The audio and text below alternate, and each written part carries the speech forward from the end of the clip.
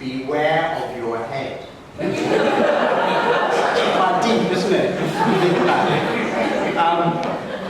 The MTR recently built toilets in the stations and seats. Now, do you think they use the same designer? Do you think so? Looks like it, doesn't it? I found this in Parking Shop. 280 million years old, and guess what? Expiry date. They're selling it just before it expires. 280 million years later. That's lucky, isn't it? There's humour all around us. Like, for example, people now use Photoshop very badly, which is lovely for me.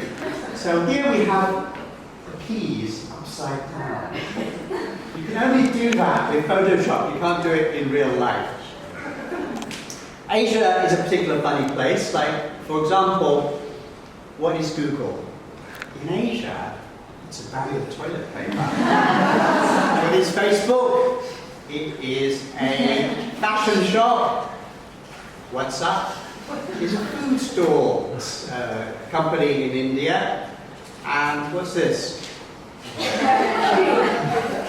At first you think KFC, but in fact, on my travels around Asia, all sorts of people are used to make chicken, including Adolf Hitler and President Obama. And it's not always KFC, sometimes the same letters but the wrong order. This is Burger King in America, and this is King Burger in Asia. iPhone from America, iPhone from China. What does this mean? Right. You're traveling through India and you always stop for this because this means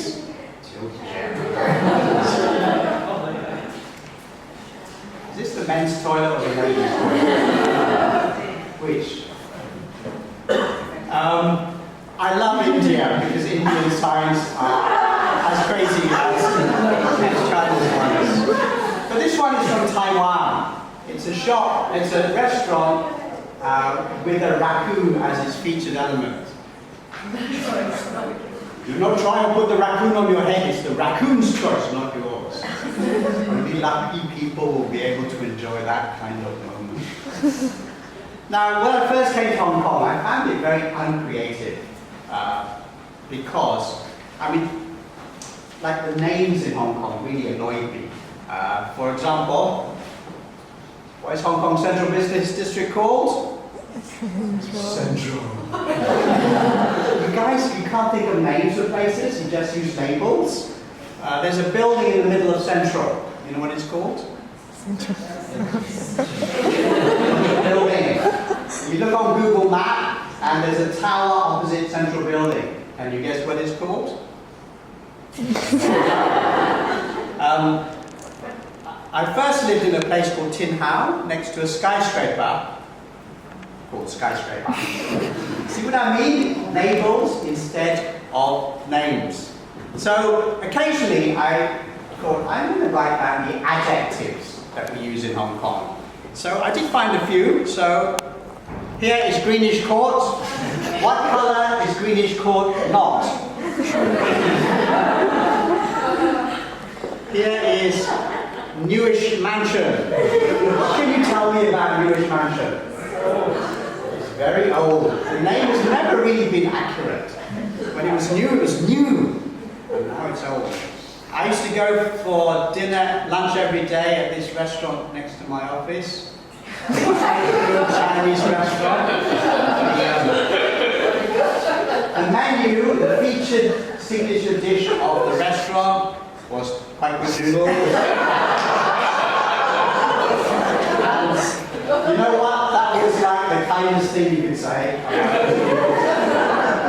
They were kind of mediocre. My favourite restaurant was in Stanley Street. Vegetarian restaurant called Vegetarian Restaurant. Now, when you went into Vegetarian Restaurant, all the waitresses had a name badge here. And every name badge said, waitress. To differentiate the girls from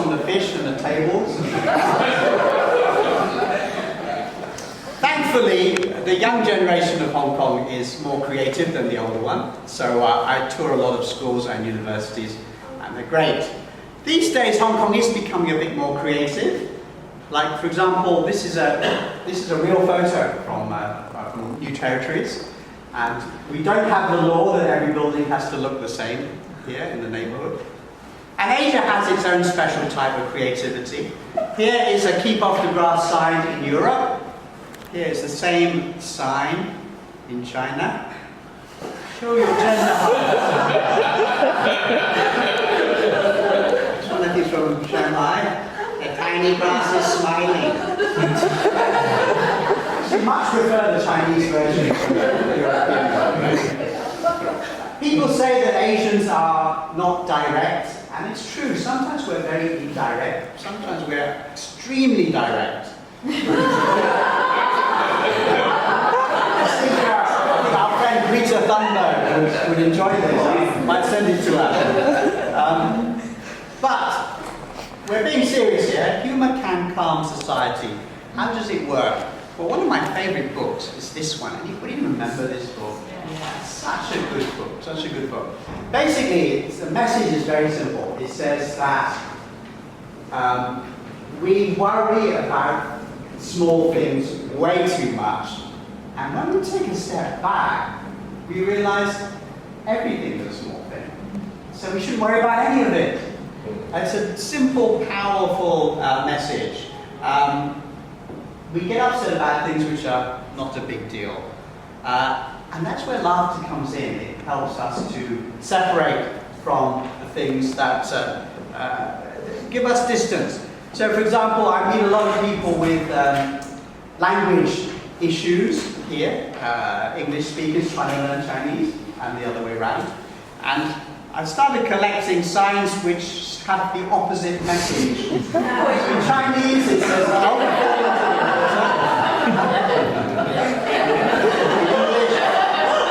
fall into the water." Fall into the water, but carefully. This is from a Hong Kong car park. Now,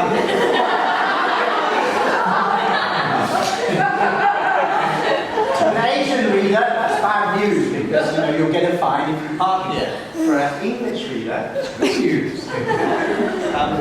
It's not because Asians are bad at English. In fact, most of the mistakes that are sent into my newspaper column are actually spotted by Asians. Asians love English and they love to be precise. So here's a sign from a zoo. And you can see the writer just loves the English language. Every possible item.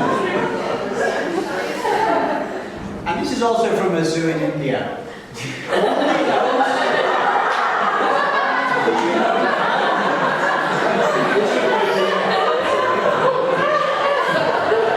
So I'm sorry, I tell all my Christian friends, don't go near this park.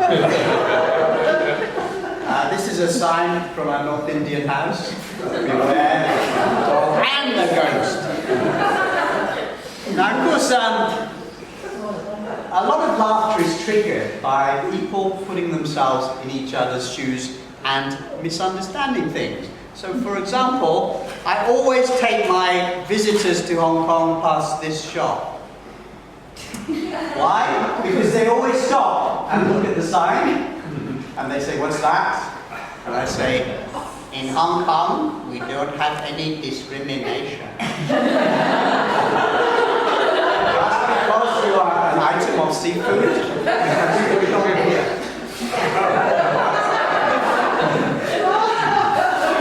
Because in Chinese, "I am fat" is very complimentary, fat, prosperous. But it doesn't work so well in English. Soon fat is an interesting restaurant because the Chinese message and the English message are different, but they both work. Japan is a great favourite destination of mine. Now I know what a Dorito is, but what are these guys doing? And why are they enjoying it so much? Different communities think differently. Now, if we look at a feng shui compass, we find Western compasses point north, Chinese compasses point south. In fact, ancient Chinese maps of the world are like this. There's Africa at the top, and here is Russia at the bottom. So the ancient Asian vision of the world was like this. I often take this map on my book tours, and recently I took it to Australia, and the Australians love right at the top of the world. But 2 years ago I did a book tour of UK, and they hated this map. UK becomes a little dot down in the corner, just completely forgotten. The psychological problem there. Asians do think around problems. Often you can find the way people think by by the signs they put out. In Malaysia, people are allowed to write their own road signs. So, found this in a Malaysian village.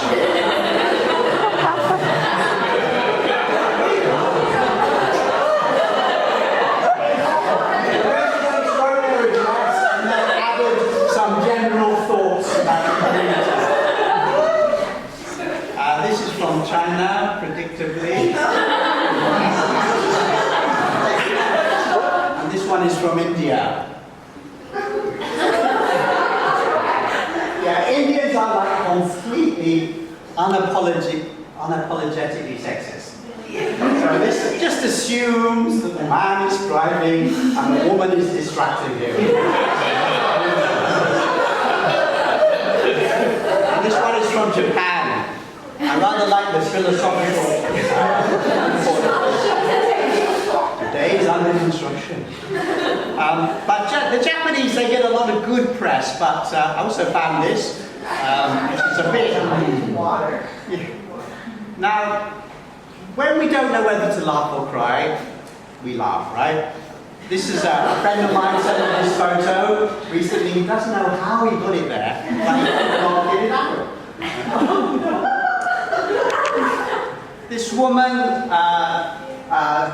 ordered earrings from Ali Express. They never turned up, and they asked for photo evidence. So they sent photo evidence. They're not here. These are examples of things where you could get annoyed, but you choose not to. This is a coffee advertisement in buses. Drink this coffee. But most of us, there's micro annoyances, small annoyances, and I find most of them are on computers. So for example, automated responses, I hate them. Like this one. Participants must get all questions correct to pass the quiz. You answered 18 of 18 correct. Unfortunately, you need 19.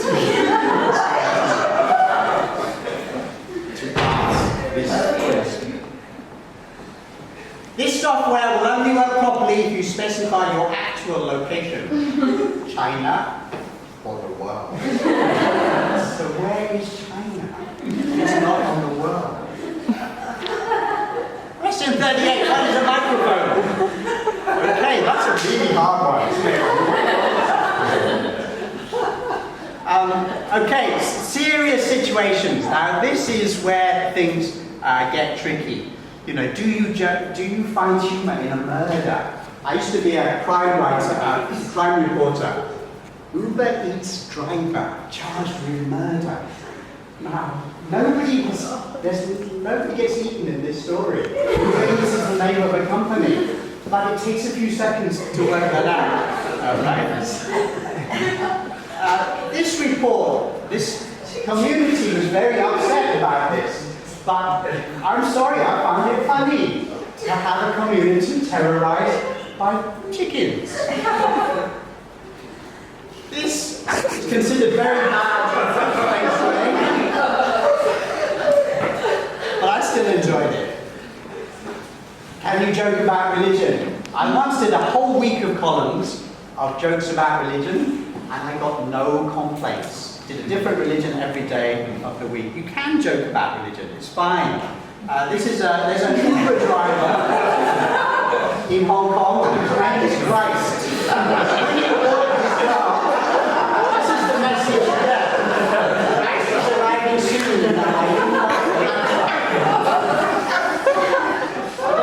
believe that's the official New Testament version. But it might be, right? It might be. Now here we come to the Hong Kong protests. Hong Kong protests are such a problem. I'm sure you're in the same situation as me. You know, you've got friends on one side and friends on the other side, and you think, oh no, how do I get them together? How do I keep everybody happy? I organised one group at my home, and organised really nice people. And when they turned up, one was a police officer, and sitting next to him was a tear gas protester. He was furious. And you know what? They became friends, and they started liking each other's Facebook posts for a while. So people like us, we have to try and balance things. And so it was hard at first to find humour that both sides could enjoy. Like, for example, this one.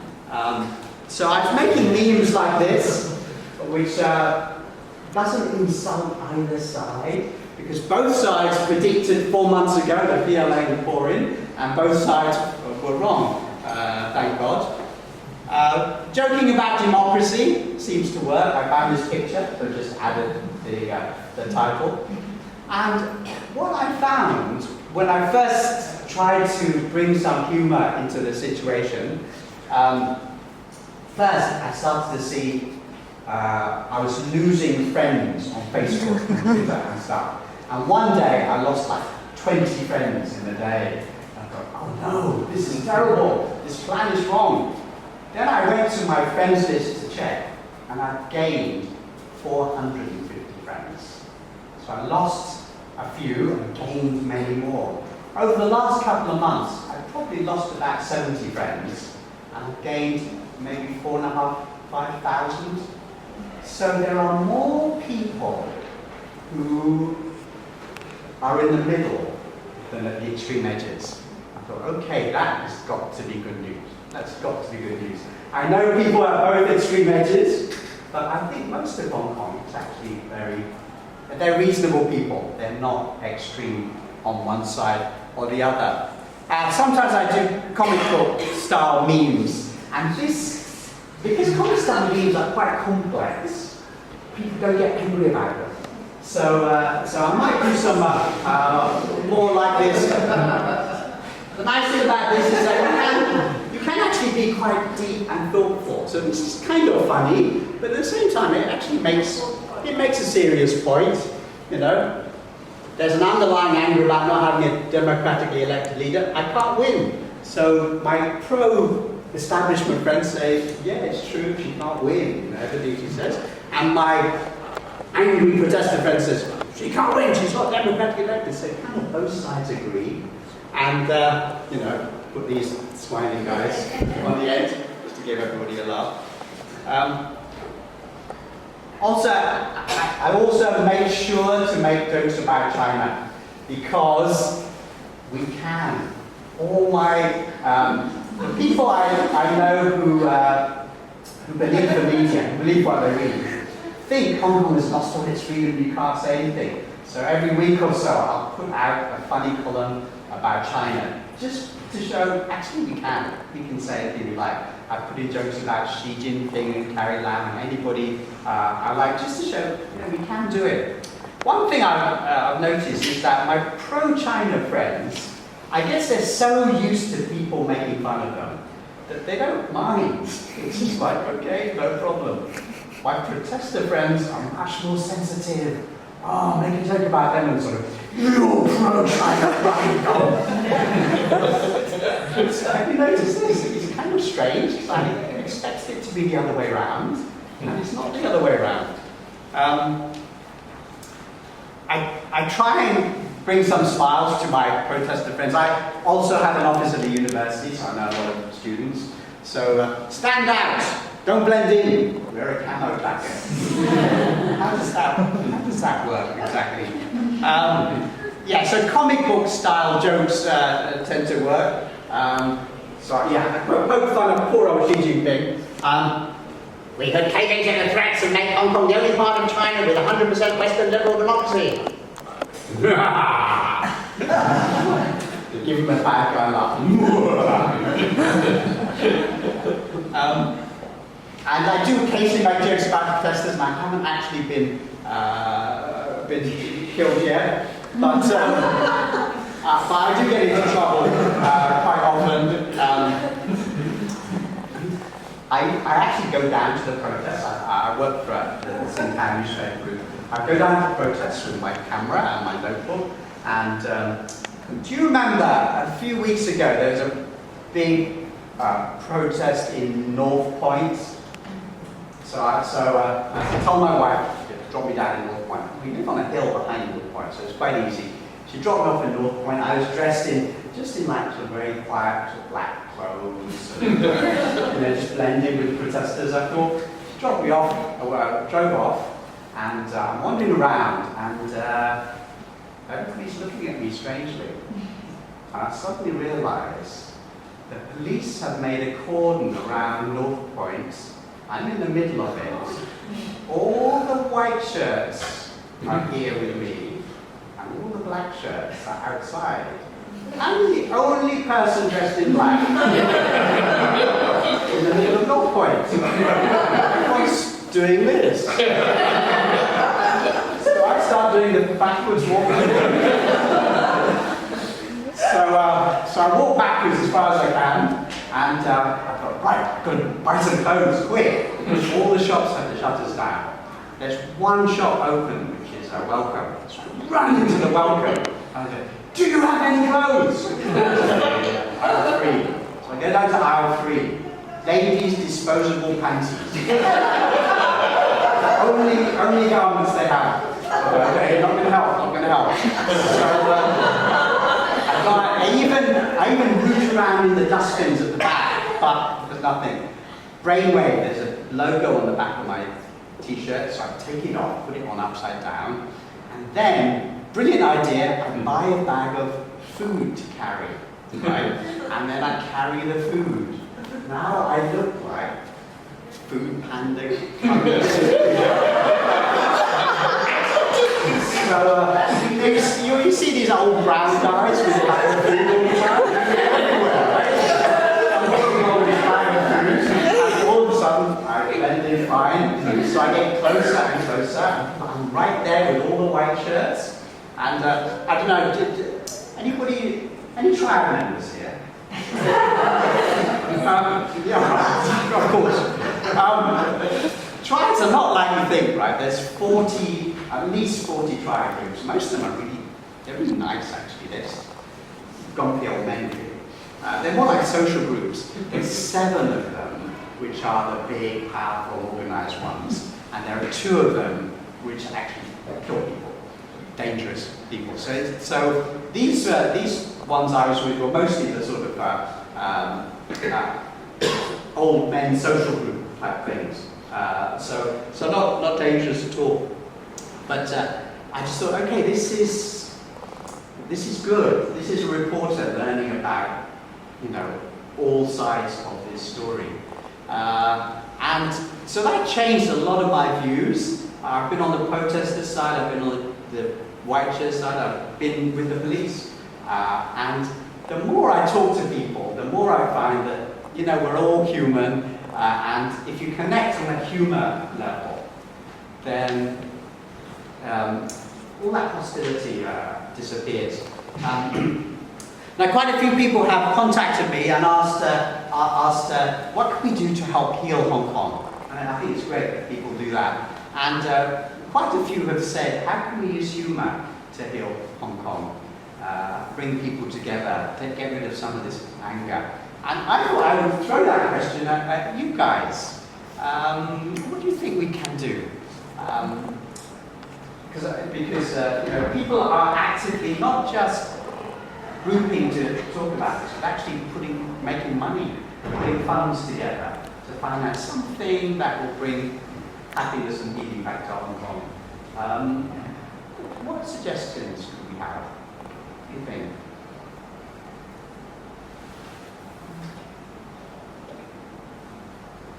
How do we get rid of the anger on all sides? You see, if we some people have said to me, oh, we made a database of actual facts. A lot of people focus on the facts. And facts are a problem because facts get interpreted in different ways. Whereas if you just say, oh, look, let's share the good things, let's be positive, let's be funny, let's look at the bright side. And it is a bright side, especially, I mean, those of us from South Asia. Whenever there's any type of protest in South Asia, like hundreds die, right? That's kind of like normal. When there's a funeral in South Asia, a movie star dies, you know, people commit suicide, you know. So by Asian standards, Hong Kong, what's happening in Hong Kong is actually very peaceful.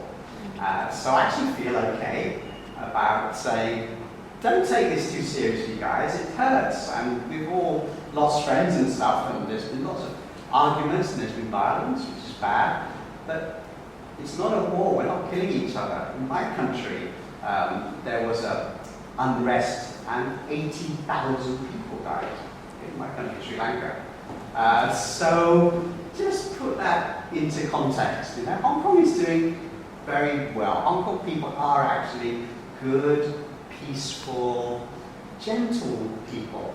They're not killing each other like we Sri Lankans do. So that's where we want to go. So, comments, questions? Just one problem is that I said, well, just a scale of emotional tone, right? So it's when you're humorous, you're on a higher tone, and when you're angry, you're much lower tone. So it's hard to suddenly match. You see what I'm saying? Yes, yes. Yeah. So yeah. And I find that if you're using written material, like especially Twitter, anybody here use Twitter? Dangerous place. But if you're using Twitter, everyone's sort of like always like this, Twitter. And things get, you know, the thing about the internet is that the tone is supplied by the reader, not the person sending it out. So they interpret it in a very negative, hostile way, even if it's not meant in a hostile way. So yeah, anger is a difficult thing. So you've got to meet people. You've got to meet people. So every time I get some real serious hate mail, I always say, coffee tomorrow at Starbucks, Exchange Square, 10 o'clock, be there.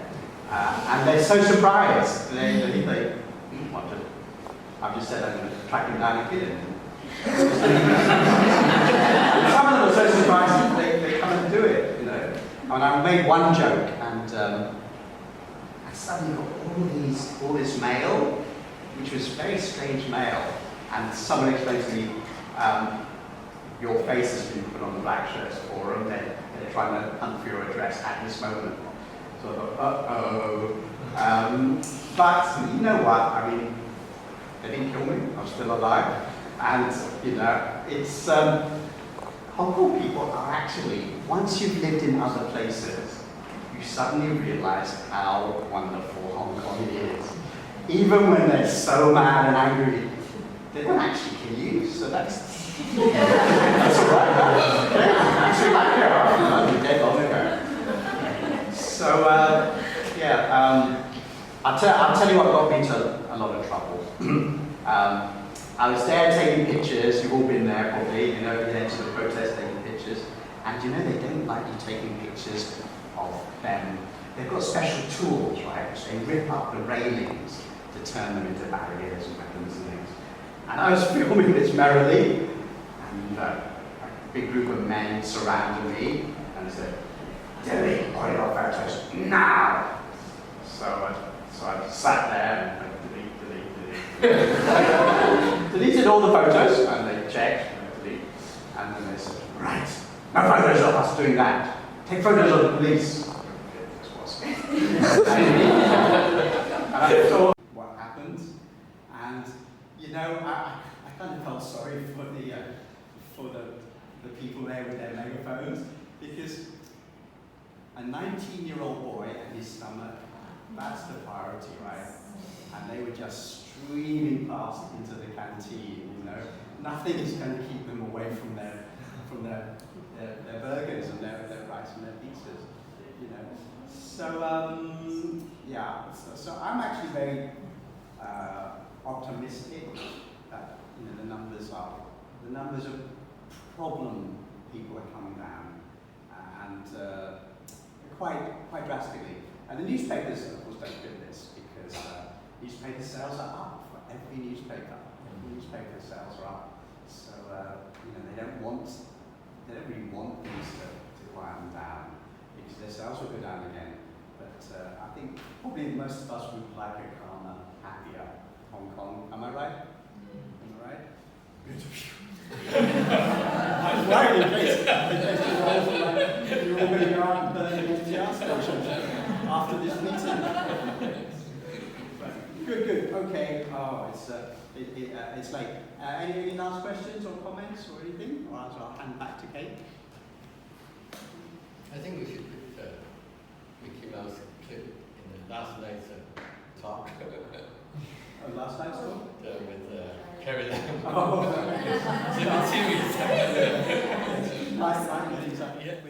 with one last laugh or two. Bottled water comes in a can in Hong Kong. Bottled water. Toilet man, latest superhero. Dry babies are available. I'll skip that one, but this one. Psychotherapist. 20 years ago, actually 25 years ago, the first psychotherapy office opened in Hong Kong, and the man who opened it, this was his name card when they returned. He said that the name card printer had never seen this word before and thought it was a spelling mistake and corrected it for him. And I said to him, you know, this is Hong Kong. We do any service for you, you never ask questions. Thank you.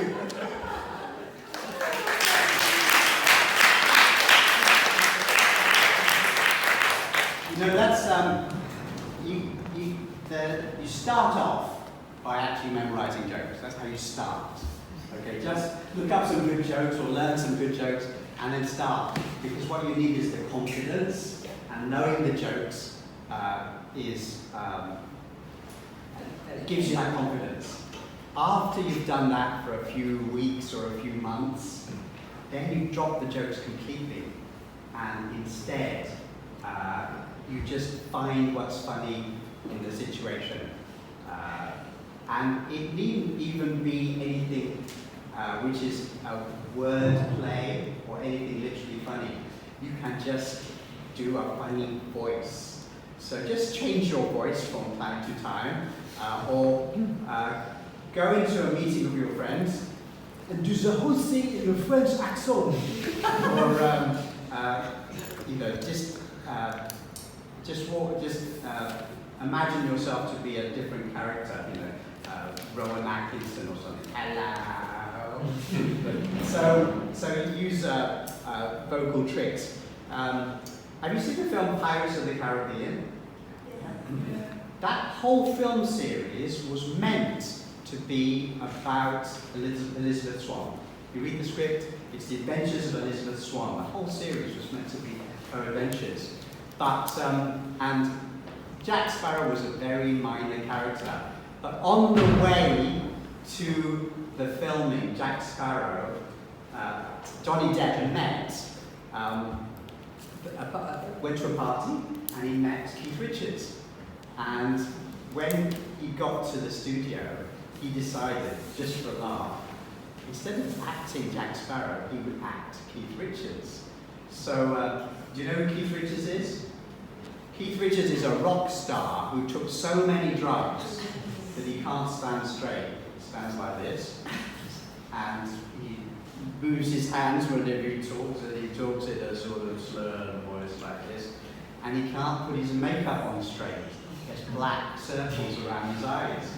So Johnny Depp arrives at the Pirates of the Caribbean studio filming, and he takes the makeup stick and gives him big black eyes, And then they start filming, and instead of being a pirate, he goes, "The name is Jack Sparrow, Captain Jack Sparrow," and does it as Keith Richards. He's playing Keith Richards.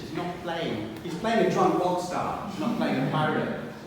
And everybody loved it so much that they had to take Liz the Swan out of the script. In fact, I think from movie number 3, she disappears completely, doesn't she? So he stole the whole show just by silly voices. So start off by memorizing jokes, and then develop some silly voices, and then yeah, find an opportunity to use your silly voices. Like you can say, "People think I have a sinister laugh, but I don't, do I?" And people say, "No, of course you don't." Say, "I don't, do I?" So another good trick is a slow smile.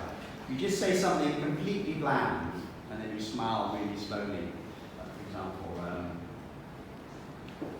"I like sausages." So yeah, so you develop all these tricks later.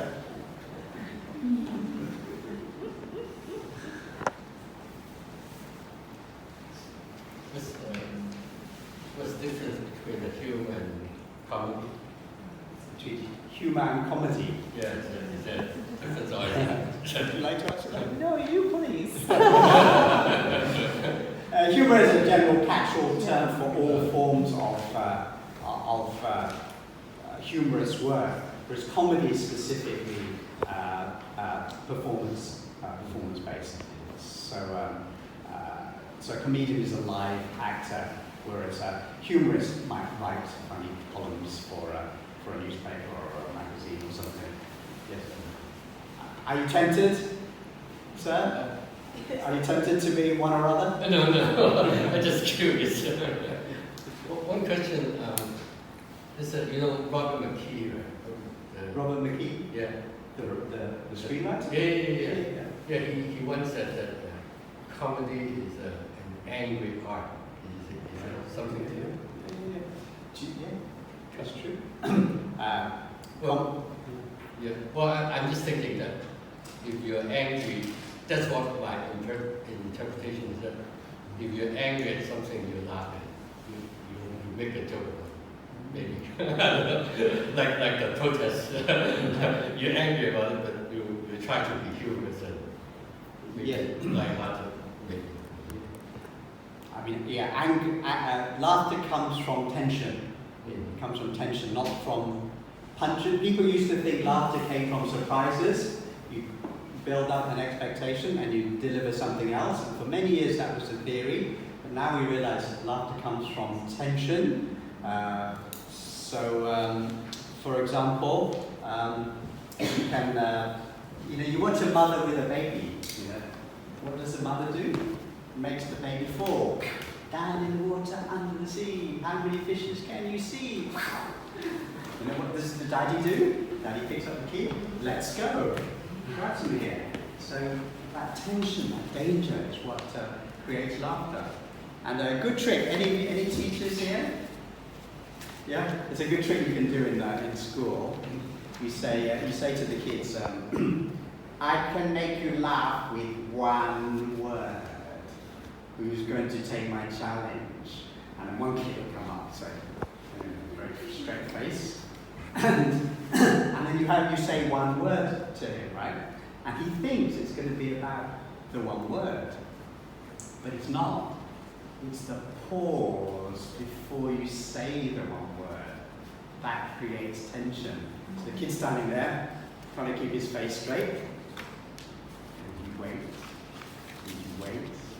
And you wait, and the whole class waits, and you say, "Carrot." Everybody falls over. And it's not the word carrot, it's not funny in itself. It's just that tension. So use tension to create laughter.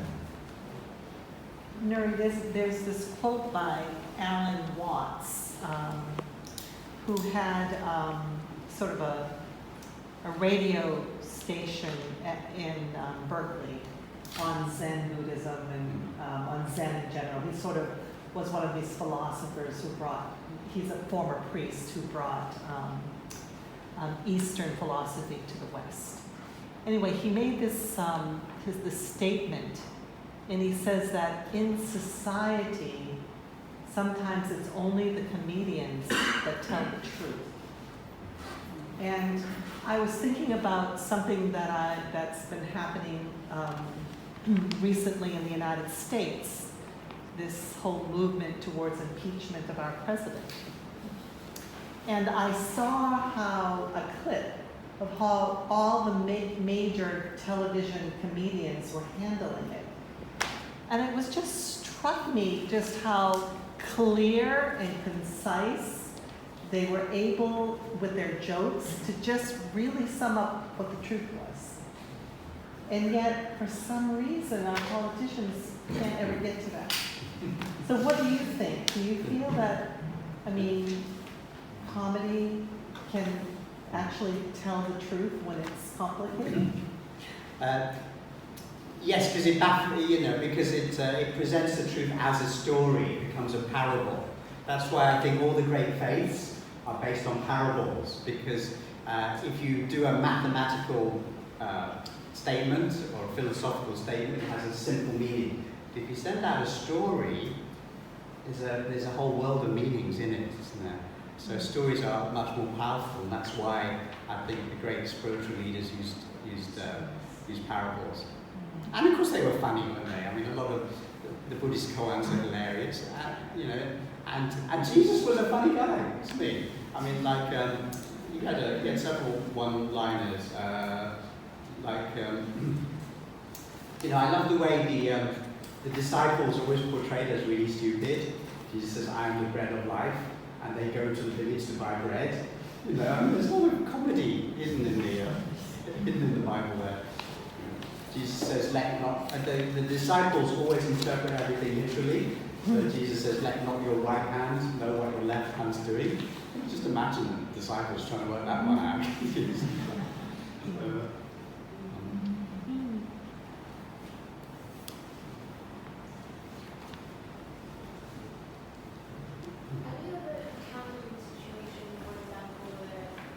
Try to make a person who is intensely suffering, either physical suffering or psychological suffering or both, or someone who is highly charged with anger, someone who is not in the mood for humor, but you want to make that person feel happy. And then you try to make jokes or something, but then that person feels offended. Yes. Yes, a lot, yes. I mean, people do feel offended. People like to feel offended. But conversations are very complex things, and so you just keep that conversation going, and they get through the offence, and they emerge at the other side. So you can do it. Just keep the conversation going. Keep the conversation going. There's a statistic. I know you like to quote science studies. When the police officer stops you for driving too fast, the longer you keep him talking, the less likely you'll get a ticket. Yeah. So just keep that conversation going. Even if it's a protester or a policeman wanting to hit him, just keep that conversation going. It might be fine. Yeah. But in terms of the social worker in me wants to address that question, but in terms of human relationships and human dynamics, if you can get someone to laugh in a relationship, it diffuses all the anger. I mean, it's amazing. Think about children when they're taking a temper tantrum 1 minute, and you can sort of direct their attention away or get them to laugh. All of a sudden, it's gone, it's over, they're laughing. And just a minute ago, they were like lunatics, losing it. Yeah. I'd like to bring my husband into this. He knows. I mean, I can be mad at him righteously so. And he just can't allow me to be mad at him because he'll make me laugh within, very, very quickly. It's a really irritating ability that he has, but I can't stay mad at him because he's funny. So I think humor and relationships are very important. I think healthy relationships, healthy families, healthy marriages have a lot of humor. And the ones that we find that have a lot of problems and often might not stay together, they don't have humor.